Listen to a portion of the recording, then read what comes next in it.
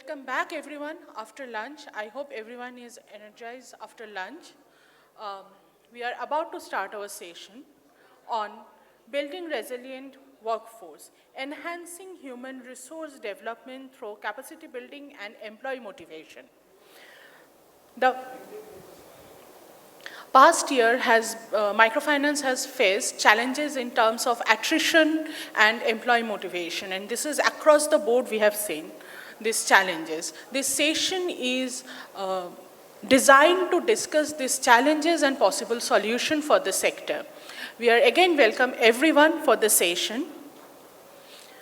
Now I will invite our speakers and dignitaries on the dais. Now I am inviting our moderator for today's session, Mr. Partha, Director, NIBM.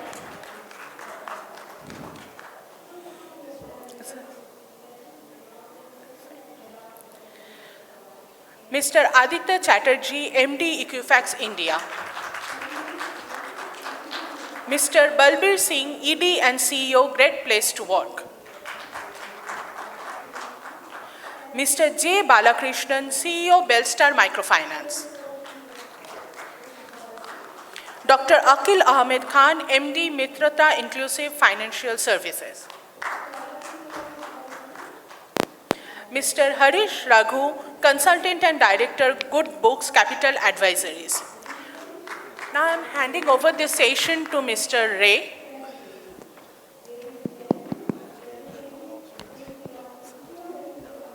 So post-lunch sessions are always difficult, and I see very sparse participation here. Hopefully this reflects the seriousness of the topic and not necessarily the interest. So friends, I remember Tolstoy started his Anna Karenina by saying, all happy families are alike, all unhappy families are unhappy in their own way. So when it comes to the situation, the theme of today's discussion, I believe we are not very happy. So therefore, the basic question we need to explore is what are the causes of unhappiness, and in what way the unhappiness of this particular sector, namely MFI, is different from the unhappiness of other sectors. Because I am told this kind of unhappiness cuts across the world, cuts across the sectors in India, where there are simultaneously you get to see unemployment in one place, at the same time people leaving out their job on the other. One. Second, education and skilling are not necessarily the same thing. I mean, I was pleasantly, surprised to see one of my former students here. I'm sure he will agree with me, Mr. Balbir Singh, who is Executive Director and CEO, Great Place to Work. There are people who have certain education, whether they'll fit into the job is altogether a different question. So ladies and gentlemen, we have a very eminent panelist. We have in the corner Mr. Aditya Chatterjee, who is MD Equifax, then next to him Balbir Singh, Executive Director and CEO, Great Place to Work, and I'm sure we'll come to know why the place is really great to work. And then we have Mr. Balakrishnan, CEO, Belstar Microfinance, who will, I'm sure, will bring a perspective of this particular sector. We have Mr. Aqueel Ahmed Khan, who is MD, Inclusive Financial Services, Mitrata Inclusive Financial Services, and next to me we have Mr. Harish Raghu, who is Consultant and Director, Good Books Capital Advisors. So we have both what olden days used to be called HR experts and also the sectoral experts. What we are going to explore is why the situation that we are in currently, what has led to that, and what would be the way out. For purely ease of discussion, I thought I will start with little jumbled up way. I'll request each of the panelists, each of the speakers to make a general statement, maybe 2, 3, 4 minutes, maybe 4 minutes. Each of the speaker can make a general statement.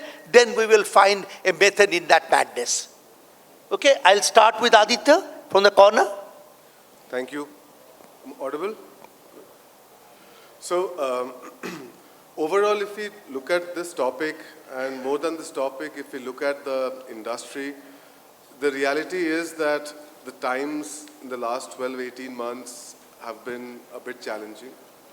Whether we have seen the bottom, whether things are looking a bit stable right now is something data is supporting. However, we have still some 3 to 6 months to go before a final conclusion is made. I'm starting with the data and the industry point because, of course, that affects the human resources and that affects the workforce to a large extent. The nature of the beast is such that it is a tough environment. You have to go to the hinterland. The geography is a problem. There are pressures right now since it has gone through some amount of turmoil. There are pressures of disbursement targets. There are pressures of collections. So everything has not been the way it should have been. On an average, and this varies from organization to organization, the attrition seen is in upwards of 30%. It's sometimes going as high as 50% and above.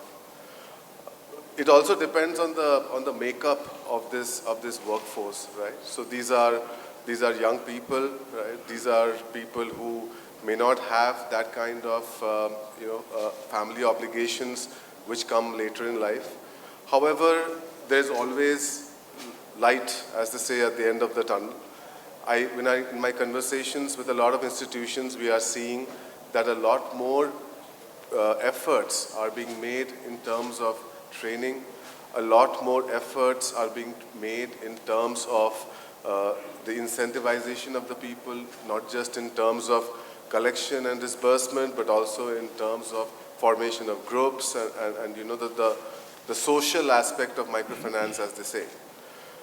Lastly, one challenge which this sector is always facing, some part of this sector is very rural, so that has a different set of challenges, but the urban or the semi-urban part of this sector will always have challenge from the quick commerce or the gig economy, as you would like to say, and I will come to later what we can do about it, but overall that will remain a challenge as we go ahead. So those were a few broad brushes, if you could call, on the topic, but looking forward to a great conversation. Wonderful. So, if I understood it correctly, there's light at the end of the tunnel, but the tunnel could be very long and the light at times could be very faint. That's the impression I got. So, moving to Balbir. Balbir, you run what old-fashioned people like us used to be called as HR farm. I understand these days those terms are never not used. Exactly how do you see the situation in general, and how do you see the situation in the MFI sector in particular? If you could share your thoughts. Sure. Hi, good afternoon, everyone. The advantage we have at Great Place to Work, we have an outside-in view to most of the organizations. And we have been doing this since 2008 in India.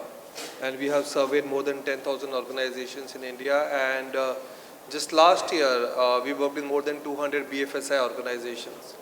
And some of the trends that we are seeing of late is, and this is across all the organizations, we see there is a dip in discretionary effort. That's number one trend, where are people willing to go above and beyond to get the job done? So we see a significant dip in that sentiment. More and more people are saying, job is just a job. Don't expect me to go beyond and above. I will do what is required of me at job for the pay package that I am drawing. So that's a sentiment that we are seeing across India Inc. And the second sentiment that we are seeing more and more with Gen Z and gig economy coming up, and we can't run away from Gen Z. From last year 12% to next year, Gen Z is going to be about 23% of our workforce, and more employees in microfinance are Gen Z.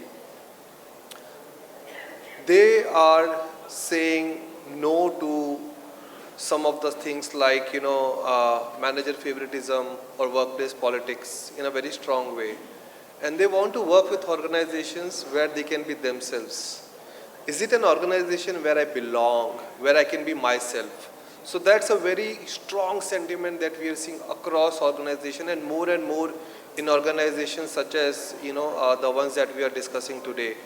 And as Aditya said, attrition rates are at 34%. I have worked with some MFIs that have an attrition rate of 60 to 80% also.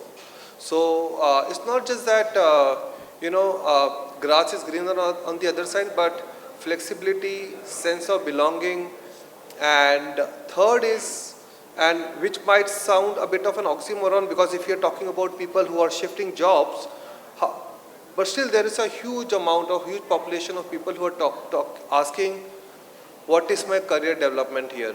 How do I grow in this organization? And how do I, meet the next level goals and challenges if I were to stay with you for the next 2 to 3 years? And the challenge that we have in India, most of the managers, sorry, I'm going to make a broad statement, most of the mid-level managers or first-time managers do not know how to do those constructive, data-driven conversations which can focus on the career development of their employees. And if you were to lock a manager in a room with one of their employees, they would want to get out of that room in like 10 minutes. And they end up making promises that they can't. So I think third area that we have to focus on is really mid-level manager development. I think those are the very 3 clear signs that we are seeing. Of course, I'll cover some of the other aspects also. To make any organization a great place to work. We work with organizations, and there are some organizations in insurance sector also who are in top 50 in my great place to work, who also have 50-60% attrition, but what they have, they're always able to retain their significant core. If you're able to retain our significant core, a lot of the other things are manageable. But if we are not able to retain our significant core, then that's where we have the challenge. And I look forward to this conversation and any questions from the audience. Thank you, Professor. Great. So the thing that I get from Balbir is essentially there is perhaps an attitudinal shift in Gen Z. Essentially it became a job is a job at the one hand. On the other, perhaps retaining them for longer period is becoming a problem, and without that we are going to face it. Let me move to Mr. Balakrishnan. The earlier 2 speakers essentially talked of the general scene, but you, from your perspective of microfinance sector, do you agree with entirely with them, or you have certain specific problems in this area? Thank you, Professor. Thank you, Sa-Dhan, and I vouch with both the speakers who have spoken just before me. And in fact, we have almost about 38 crore Gen Z, those who are born after 1996 or 2012, and we have to live with them. You can't just do away with them. And slowly we'll be getting Alpha also, Gen Alpha also. So this is something which we may have to just change our approach. No more having the whole hogs. And the consumption spending of these Gen Z is almost 43%, which is more than the population. And so they require money. They are many of them in our industry who are in the field where the attrition level is very high are 10th or 12th pass. They are not graduates. So it is very difficult for us to just, bring them and then educate them, train them, give them the career development, skill development, upskilling, everything. But in spite of that, we are trying to just do something in the industry. In fact, I have to just tell a story. One HR guy was asked to just go to the kitchen, rather the bedroom, where 3 cats were sleeping. And he asked that HR guy to just go bring the cats to the kitchen, or herd the cats to the kitchen. And he was trying, and the cats ran away. One was trying to pounce on him. And the next, the trainer was giving, the professor like you, go to the kitchen and rattle the cat food tin. And all the 3 cats were circling around his leg. So the idea, what we are trying to just learn is, if you are trying to achieve your goal, you will fail. And if we are trying to achieve their goal, accepting their attitude, the instant gratification. So we'll have to just give them the instant gratification, but at the same time, we'll have to just train them to get the delayed gratification. The incentives what we are giving, we are holding back some incentive so that they are just waiting for the incentive to just get the balance. So the delayed gratification, slowly we have to just increase the percentage and we need to give the instant gratification. And this is what I have learned in the last 14 months in this industry. Interesting. I mean, what he brought perhaps, the dichotomy between and within Gen Z and Gen Alpha, and that, perhaps in some way we are moving in circles because we were told work is displacement into velocity, so therefore displacement end of the day, if it is zero, work done could be zero as well. Yeah. Let me move to, that's very interesting perspective. Let me move to Mr. Khan. So what do you feel in this perspective you are facing as a player in the microfinance sector? Are they specific to the microfinance sector, or you are just reflection of what is happening rest of the economy? Thank you, and I think the last comment of yours, Dr. Ray, is very important, is something very specific to the MFI sector. And in today's context, and the conclave is focusing on MFI, we have to see it in the context of MFI. Because the demography, the work culture, the operational aspect of MFI are very, very peculiar. It has its own strengths and limitations. Let me first start that every crisis brings the opportunity or something for us to learn, and I think today we are having this as one of the core subject as a plenary discussion itself shows that this crisis has brought this agenda on top of the list, which was not necessarily there in the past. Now the question is why? Because today my collections and my disbursements have severely got affected, not just because of my clients are not paying, but I don't have the people who can reach out to my customers, and the reason is the whole human resource dimensions is becoming questionable. The definition of KPI, we all, as soon as I use the word KPI, the people think it's key performance indicators. No, it has changed today. It's all about keeping our employees informed, keeping our employees involved, keeping our employees inspired, keeping our employees motivated and involved. But these are all jargons. How is the whole question? Whether the MFI sector and our institutions have the DNA, is it ingrained into our DNA that we are into lending business and profits, but how do we place human resource aspect within the DNA of the organization? That's very critical. I'm sure all of you know about the Maslow's need of hierarchy. Today, the young generation is looking for self-esteem, and just linking everything to the cash incentive is not going to work. We need to give them space, we need to give them respect, we need to give them identity, we need to listen to them. How many of us goes and say thank you to the frontline workers, the field officers, who are the lifeline of microfinance sector, who actually work from morning 6 o'clock till night 11 o'clock, How many times we as promoters or investors or lenders go and say thank you to them? How many times we say sorry to them for the errors which has been done? False promises are not going to sustain the sector and the system. We should not promise something which we cannot deliver to our human resource. I think it's very important that and you cannot start something and withdraw it from the functionality of the MFI sector because it has to get integrated. Most important is the accessibility, the communication, because we are, and particularly I'm talking of MFIs which work in the rural setups, the whole origin of the workforce comes from the rural backgrounds. So expectations has to be aligned, and expectations should be from both sides. If we have expectations from our human resource, they have expectations from the employers, so that need to be really aligned. And in the last, I must say that the whole concept of empathy has to be very well institutionalized within the institutions if we want to address the issue of human resource. And we should not deal it as a crisis. It should not be a reactive approach. It has to be a proactive approach. And today, the role of human resources in recruitment, it's not on addressing the attrition or holding back the employees, whereas the role of human resource should always be on holding back the employees and making them feel sense of belongingness towards the institution, whereas they are day in, day out into recruitment, which is a cost to the institution and not viable, particularly in the MFI context. I'll stop here. Thank you. Thank you. That's interesting take. While accepting that there has indeed been a crisis, you are saying that beyond it, just you have to go beyond incentive, give them self-esteem, give them certain sense of belongingness. Now, these are easier said than done. You understand when you have certain kind of growth, the growth could be very, very unbalanced.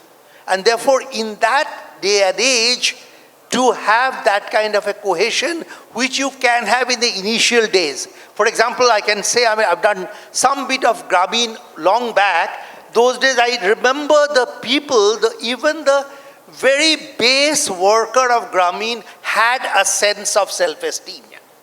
Whether we can replicate that, whether that can go a long way, or what exactly we are facing at the current setup, let me turn to Harish for further perspective on this thing. Thanks, Partha sir. And, I've been associated with microfinance in various roles as a banker, representing investment companies, investors rather, and also a pure play practitioner in HR and operations, and of course running my own business as a head of organization. I've been always observing for the last 22 years how the microfinance. Today we are discussing about in relating to the human resource issue. We need to understand two perspectives to this factor. One, how the microfinance is being conducted on the ground in the last 2 decades of a paradigm shift. And vis-a-vis, we have Gen Z, Gen Alpha, all these points not being correlated correctly. If you understand 20 years ago when you recruit people, especially I'm talking about the branch level employees, who are mostly are the the kids or the relatives of our own borrowers. We used to recruit from there. We used to train and keep. Those days, it was a privilege for those boys to work with microfinance company because they used to get respect both sides, at the organization level and also at the customer level. When they go give loan in a village, they used to get much respect in the villages.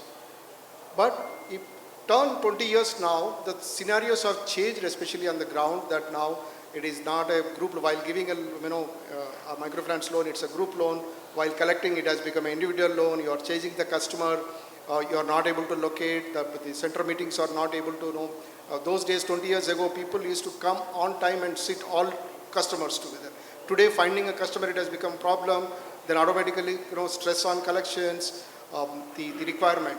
Now, I'll just move to the other perspective of how this generation have changed. Those days, while giving a job or whatever salary we used to give, for them running a two-wheeler was a privilege. To going into village on a two-wheeler was a privilege. But today it has become a normal.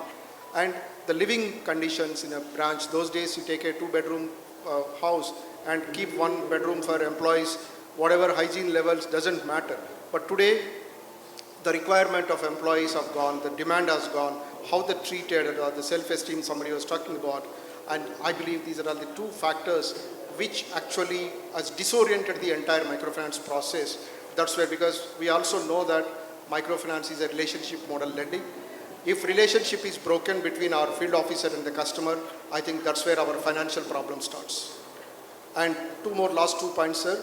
One is, irrespective of our last 2 decades or 3 decades journey, we could not able to build organizations or association with academic institutions where we could have started BA in microfinance or MA in microfinance along with economics and banking, where we could have produced the real talent who are interested in it, who are graduated in it. Number 2, the gender equality in our field office, field recruitment is very skewed up in, say, 99% men or boys. So that's where I think these are 2 problem statement from my side. Thank you. That's very, very interesting. I thought, apart from the thing that earlier the kinship model has broken down, and I was associated with a microfinance institution in his formidable years of that being turned into a bank, and I've seen that the kinship model works at a low scale. The moment you bring the skill to a higher level, that becomes a very, very problematic thing. You have to have systems and procedures in place.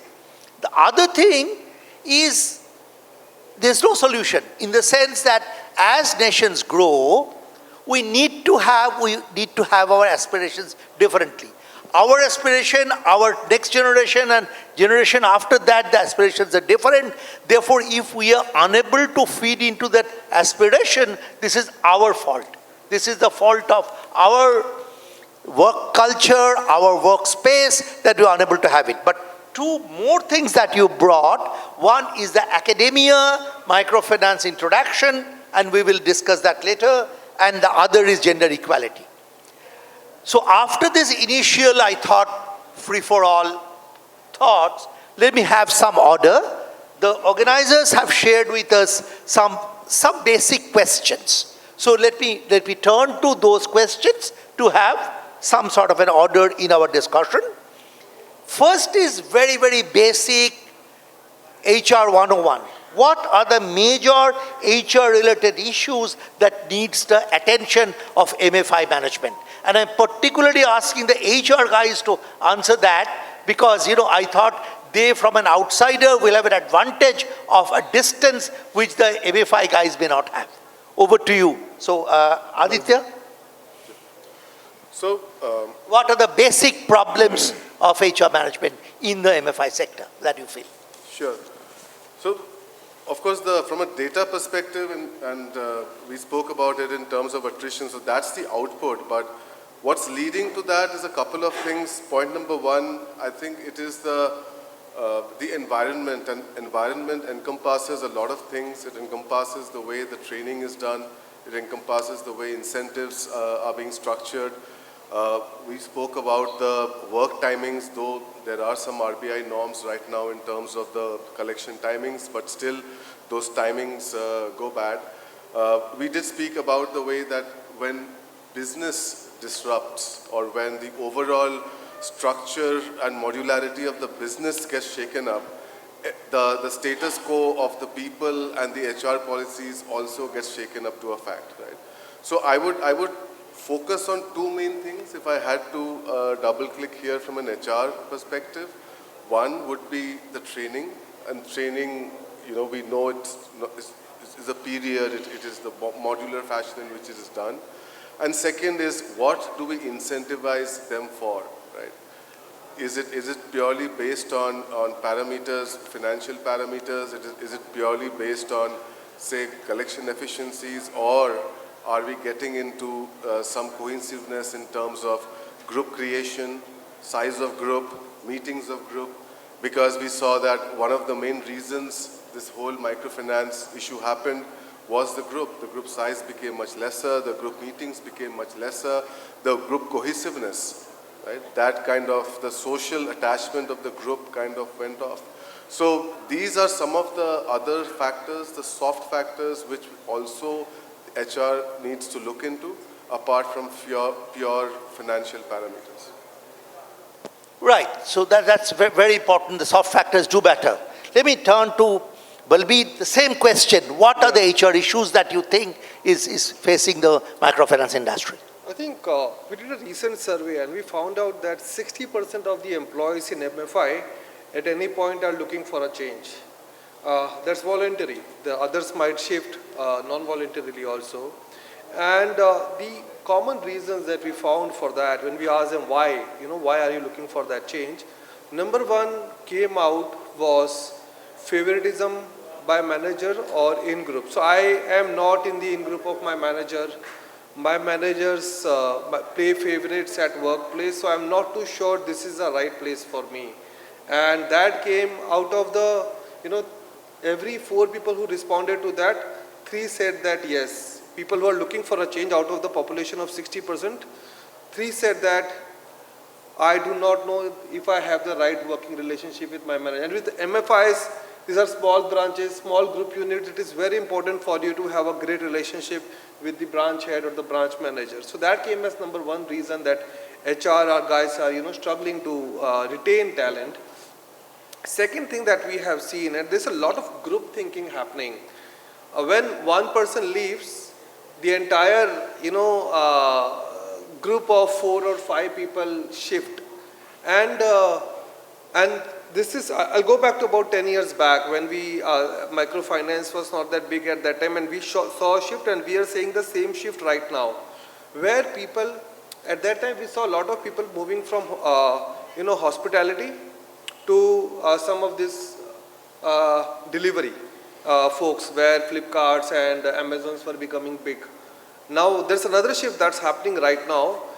People who are, and malls are going empty, people who are in MFI and all of those are moving to more regularized jobs where I have a clear shift timing.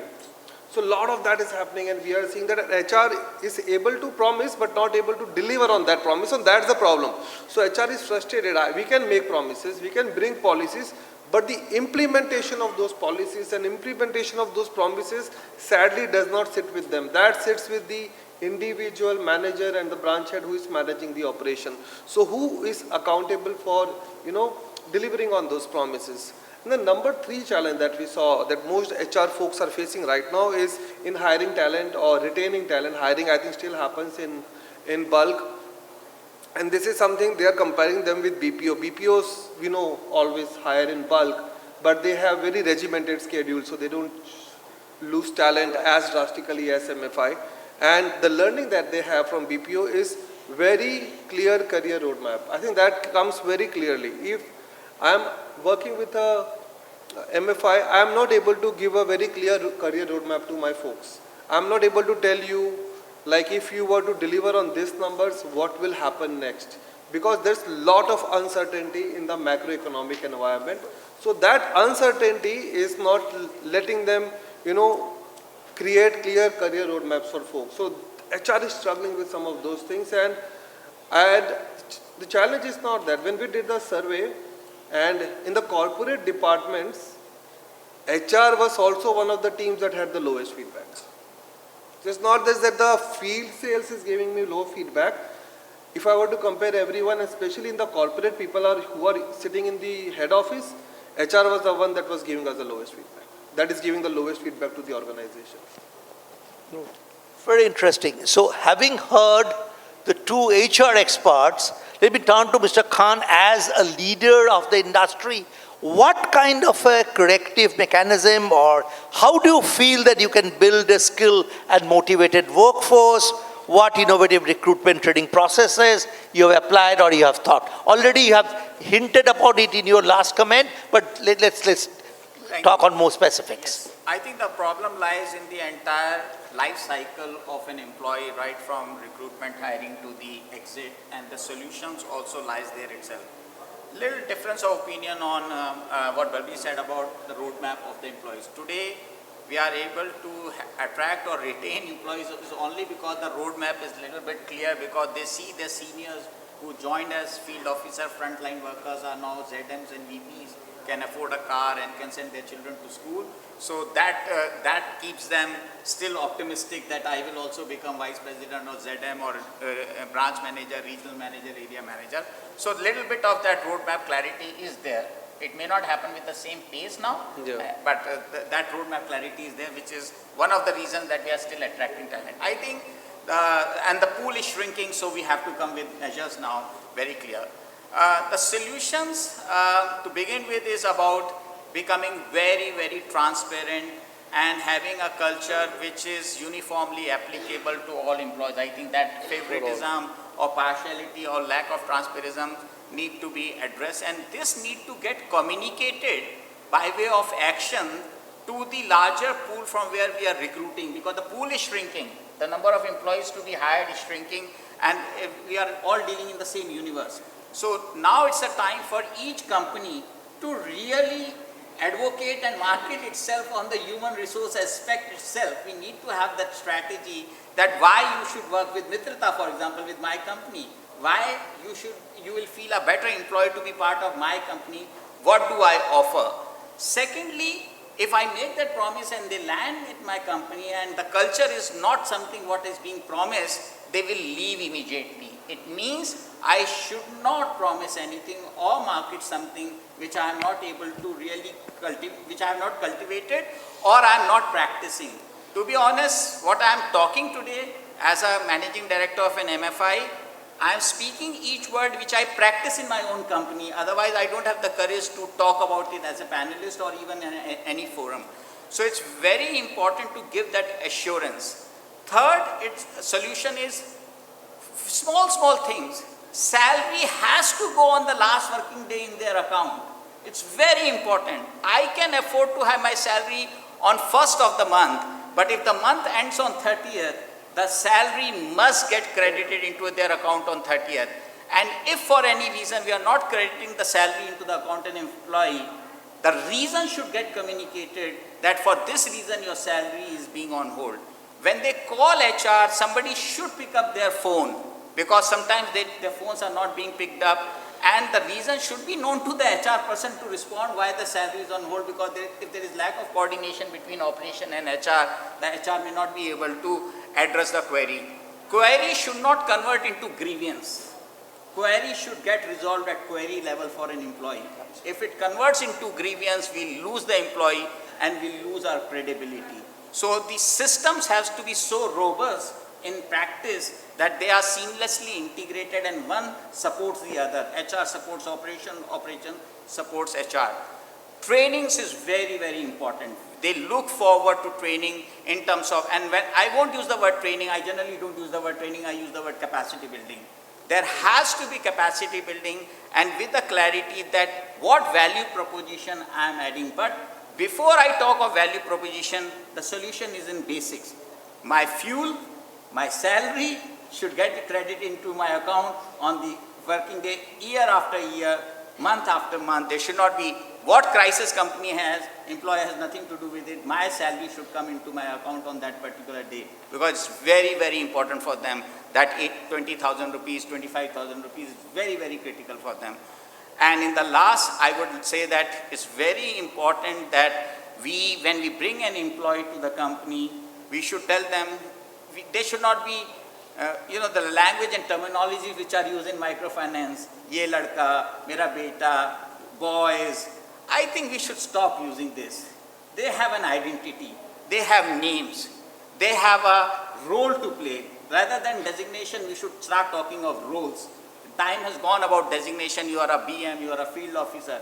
They have a very important role to play, and it's very important they start associating with the role, not with the designation. I'll stop here. I'm sure other panelists have a lot to add. Interesting. An incentive, culture, and perhaps leaders should walk the talk. Yes. Their actions should speak louder.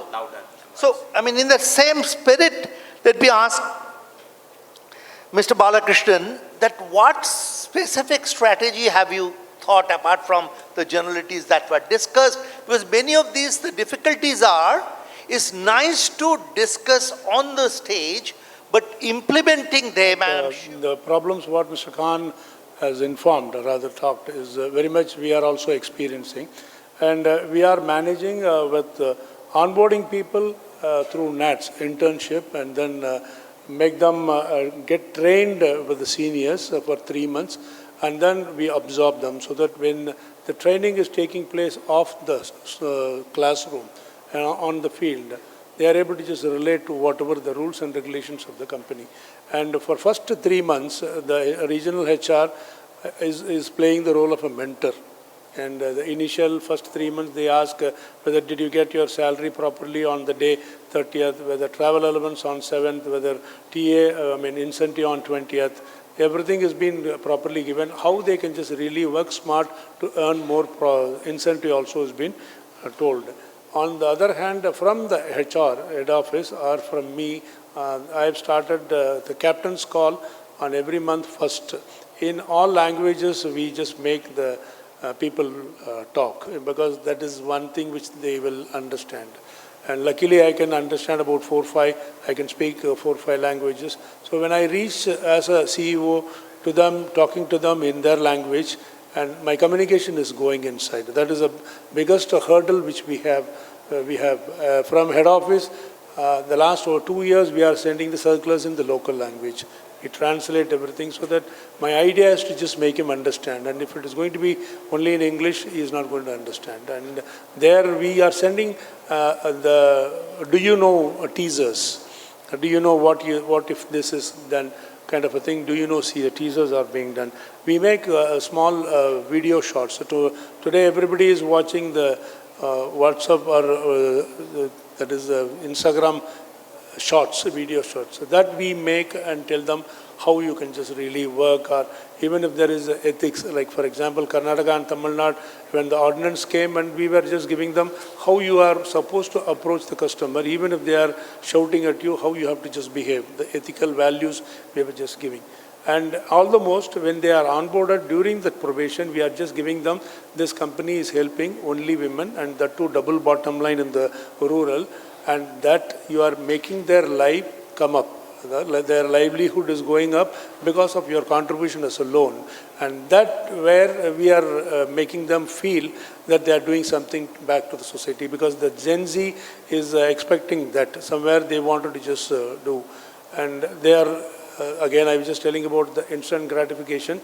I understand unless and until you have 6 vadas, the 7th vada only is going to satiate your hunger. But I have to give him the 6 vadas. I have to give him the continuously be with him.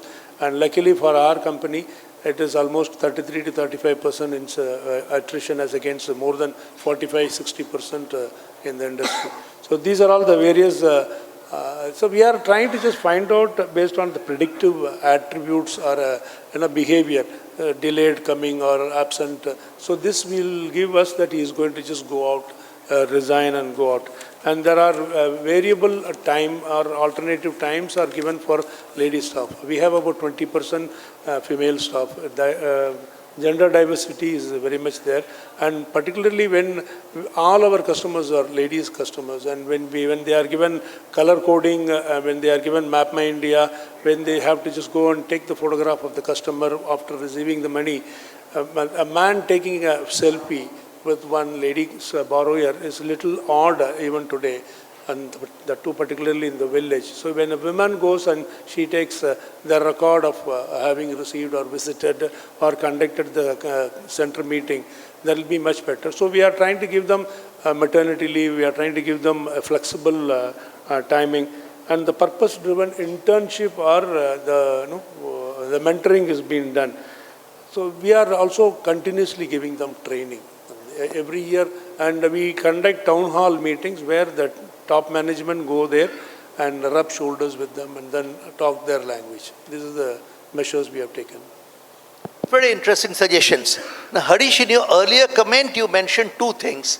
One is the academia-MFI relationship. The other is gender diversity. Yeah. I'll come to the academia-industrial relationship later. In terms of gender diversity, you have a lot to achieve. Now is almost a foregone fact that India is going to be older before it gets richer. In the sense, by 2050, 1/4 of our population are going to be above 60. These are harrowing numbers. We have not habituated with that. We are slowly aging, but it's going to, the so-called demographic dividend will happen for the next 7 to 8 years. After 7 to 8 years, the situation is going to be more tough. One of the solutions people talk of in order to solve those kind of a problem is to improve female participation ratio in work. Therefore, gender diversity is just not a social objective. This is beyond that. This has to go in terms of ensuring fresh workforce come to the fore, and how we go and solve this problem. What are your thoughts on this? Because you yourself have mentioned this earlier. Yes, sir. So adding, I'll just touch upon a couple of things before coming there. I'm also working as a consultant for Sa-Dhan now to prepare HR code of conduct. So I had a privilege to interact with many HR leaders across the our industry and understand problem statements, looking at the various remedies we can do. What are the advocacy the SRO Sa-Dhan can give to his member organizations as an industry as a whole, rather to one individual-centric approach. Having said that, we need to understand both pull and push problems as mentioned by the other speakers. In terms of previous days, I was telling you 2 decades ago, getting a microfinance job was a privilege. But today, you look at quick commerce companies, they have already entered into districts, now they are moving into taluk levels. Now, the forget about MFIs, the other retail NBFCs also started, and gold loan NBFCs also started opening branches across tier 3, tier 4 cities. So that gives, as you said, the attrition was not from Balasar company to Kardsar company or vice versa, but it is the sectoral change also is good. So that's the pull factor. The push factor, anybody said that the culture, the monetization, the treatment, most of our field staff won't have lunch during collection days. How many of our organization heads know this and address this? Second, the problem, today if you look at India as a country, today the 20% of working youth in terms of 18 to 30 years age are from 2 states, that is UP and Bihar. Come next 5 years, this 18% is going to be a 45%. As told by Amitabh Khan sir recently in a meeting. If that is the case, where do you get? Today, you look at whatever the state is, it can be Tamil Nadu, it can be Kerala, it can be Bangalore or Karnataka or whatever state we speak about. The migratory workforce is available. Are we in a position to? The problem today is now we are highly local in recruitment, and as you said, the gender diversity is still a problem. As Balasar said, 20% of the workforce is still there. I think this is one untouched issue where it has so many solutions with it. In terms of your attrition, in terms of your customer relationship, in terms of your grievance readdressal and management, and also the code of conduct of at the field to be conducted in a very ethical standard way, probably the gender diversity is going to be the key. Today we used to showcase 10 years ago that one branch used to be all women branch and say, oh, that is to be showcased. But I think now the times have changed, and this is going to be the real solution for many problems today we are talking about, sir. Thank you. Interesting. And particularly in terms of intra-India migration, my take was slightly different. Because there are, at least I have seen Chinma Tembe, who is a professor at Ahmedabad, he looked at the railways data and showed the migration pattern in India has been hugely high. Now, Nandan Nilekani said there are 2 kinds of migration. He said one is the rice route, the other is the wheat route. Basically, from north and east, people move from south and west. But this can happen in agriculture, which is otherwise a low-skill job. I'm aware lots of agricultural laborers are moving from West Bengal to Kerala, because the Kerala counterpart could have by this time gone to Middle East in search of certain greener pasture. Why this kind of movement are not happening in the microfinance sector? Why this is primarily localized? This question is to all the panelists. You can take it. If I may come on the previous question on gender parity, I think what we have been seeing in India, and our survey has been saying that women participation in workforce in India has been stuck at about 22, 23, 24% for the last many years. And the important factor to see that we see a rise in younger women, Gen Z joining workforce, but the drop is equally significant when it comes to women coming of the marrying age or having a kid. And because we in India, of all, I think we are all gentlemen sitting, is still a very patriarchal society. So what happens when women drop out of workforce, so they are not able to come back, and they are not able to come back where they are gainfully employed. Getting a job is one thing, being gainfully employed is the challenge. So we see a significant drop from 35% in Gen Z representation for women to coming to about 22% for millennials. And then that is never able to recover. So how do we recover from 22 towards 35? Because now we are getting enough women to enter the workforce, but we are not able to retain, sustain and grow them. And that's the biggest challenge that is hurting most of the organizations in India right now. Please. On the gender part, and then I'll come to migration. I think it's very important to have a reality check on the gender realities in the microfinance space. We have 2 aspects of it, 2 ecosystems. One is the corporate offices, head offices, and the other is the field offices. For me, there's no problem in hiring, retaining female employees at my Gurgaon office. I have a head office in Gurgaon, no problem, and hardly any attrition. But in the field, very difficult, because can I create safe work environment for my women employees? If they are not into operation and they are into HR or back-end office, do they have equal opportunity for growth and salaries and same growth opportunities? Because in microfinance, those who disburse and collect money are the stars, and they always get more benefit compared to the other employees. So are we creating equal opportunities? That is very important. I just take 2 minutes to give an example. An employee in my head office walks in, and she in the interview was very, very hesitant and nervous. And we asked her, why in your previous job, why you left your previous job? And she was trying to give a reason, but finally she became honest and said, I'm on my family way, and I know if I'll share this reason, I won't get this job also. And I was shocked to hear that. Of course, we offered her the job, and she was not from HR, she was heading our audit department.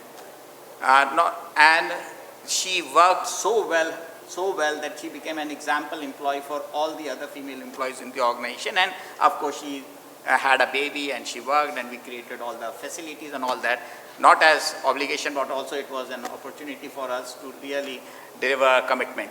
The question is that an employee was, as you said, was not called back but asked to leave as soon as her pregnancy was identified. Those are the realities of the, not just microfinance sector, but the workforce places in our country, and we need to be very, not only sensitive, but employers have to be accountable to such kind of gestures.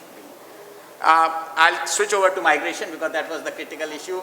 I think this is a very important subject which is hardly being discussed in the microfinance space.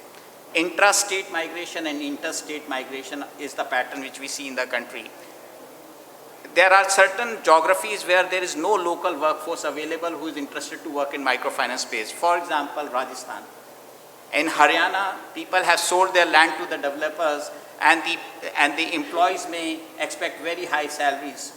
A person from Bihar cannot come and work in Haryana and Rajasthan because historically they have always worked as a laborer, not given equal treatment, so they cannot go into the client houses in Haryana as a field officer disbursing and collecting money because cultural disparities and non-acceptance is there.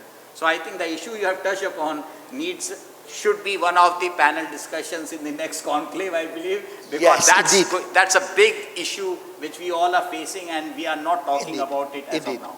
I thought the discussion is continued till tomorrow, but I'm told we have 5 minutes. Yes, exactly. Okay, but more seriously, the last issue I thought I'll bring the issue of education and skilling, and that force, since I come from the education sector, I turn to you what we can do. You feel that for the microfinance sector. I'll go to the reverse direction. Let me start with you. Okay. Yes, sir. As if you look at the advent of IT and ITES industry in India, or the BPOs and KPOs, they have a wonderful connect with the academic institutions, and where they have campus placement, internship mechanism is such a flawless mechanism today across the country. A lot of engineering colleges have been inducted there. Similarly, I think the microfinance institutions altogether through SRO or directly have to build these connect with education institutions where we can have privilege of people who are graduating in microfinance, like a BA microfinance honors kind of stuff. In coming days, even MBA microfinance is something we can work with some institutions who are ready to handle this one part. Number two, there are a lot of, as somebody said, the audio-visual mechanism, the online learning modules, and all these things are available for capacity building. This have to be a continuous process. This can be a vernacular language driven, and of course, this is a way I think I look forward. Any other thoughts? Yes, sir. In fact, in our company, we just started asking 2 suggestions from each employee. We have almost about 12,900 employees. And most of them didn't reply, but the main idea was to just think instead of just following the rules. We wanted them to just frame the rules. And the 2 suggestions, one, what if I have to change? The second, what the management has to change. In fact, I received about 3,600 suggestions, and many of them as an eye-opener for us, and they are able to talk about technology, they are able to talk about process. Many of them were about the salary and other things, but what we are able to instigate is that I made them think about their future, think about this company. Otherwise, they were just following. And the second important thing in this industry, rather this country, is about the non-procrastination. We have to go towards non-procrastination because procrastination kills our country. And the two people who are not procrastinating are the army and the sports people. Army, if he procrastinates, it is a death.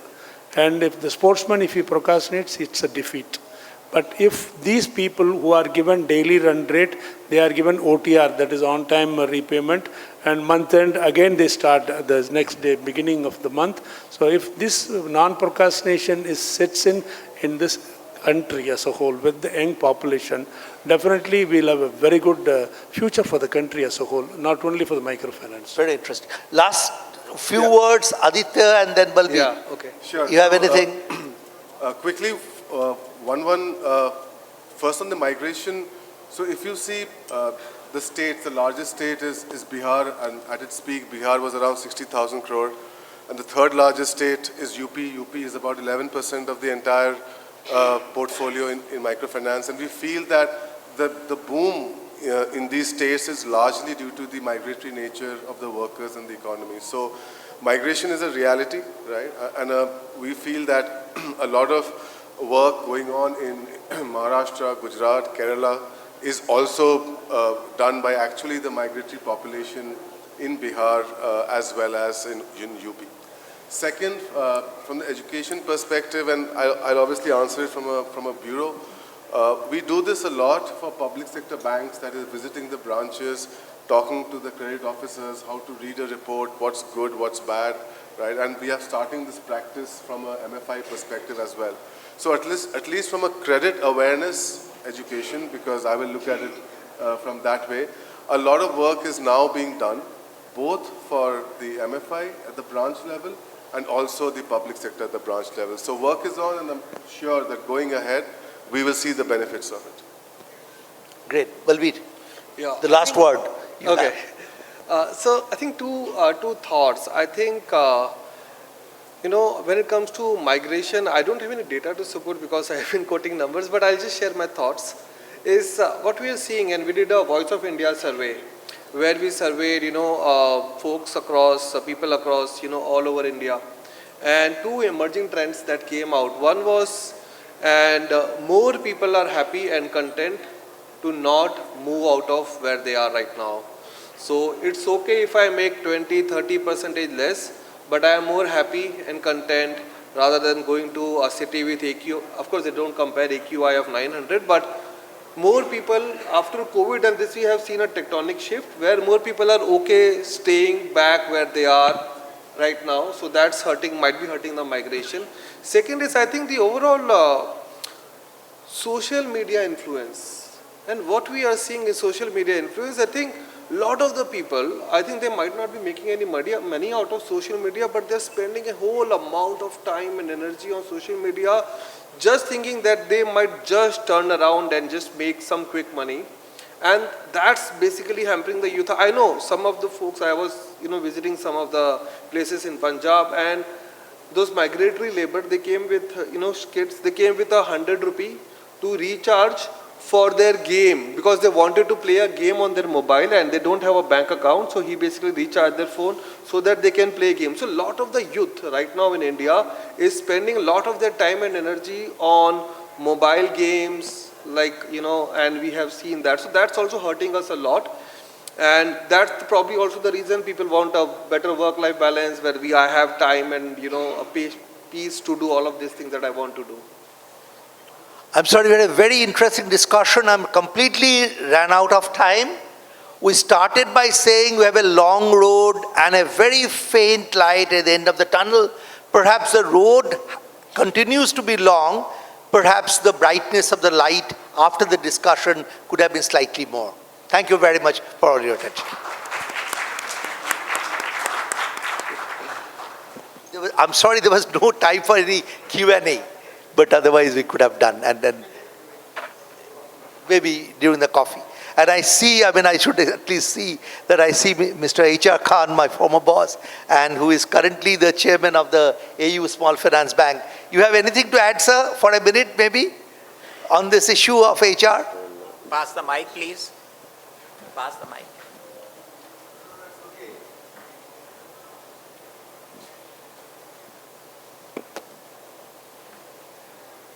Just like you, I was also a principal.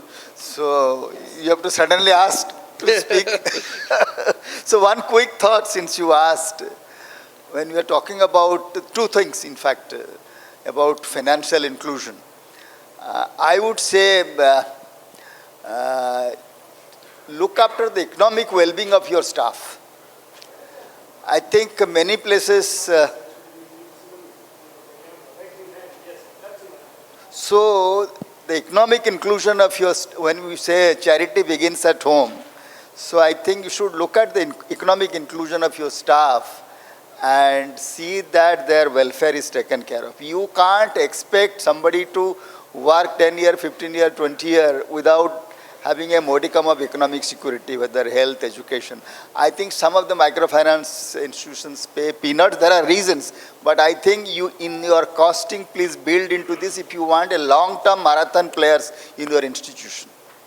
This is one. The second question is a long desired question for all institutions, including microfinance, which is working at the grassroots, is build a diversity index. A diversity index which will not only diversity index, not only male, female, but also people from different region, people from different caste groups, different communities. Actually, when we are talking about financial inclusion, we should also be looking at a broader economic and social inclusion. I think diversity inclusion is something we should work on. Thank you. Thank you, sir.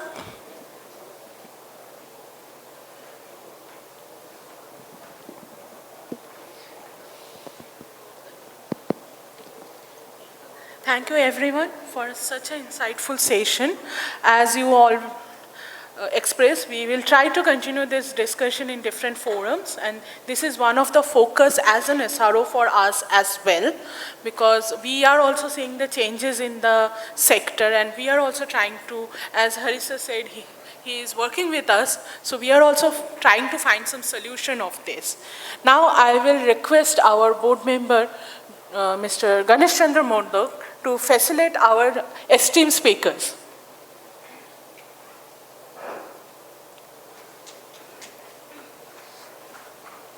To Mr. Aditya Chatterjee.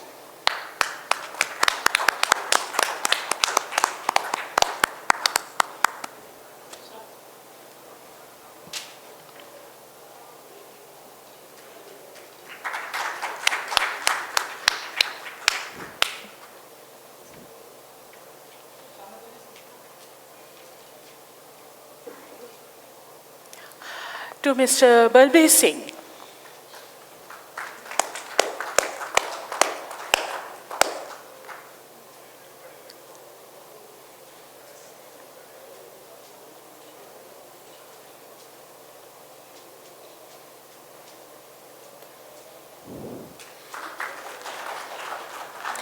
To Dr. Aqueel Khan.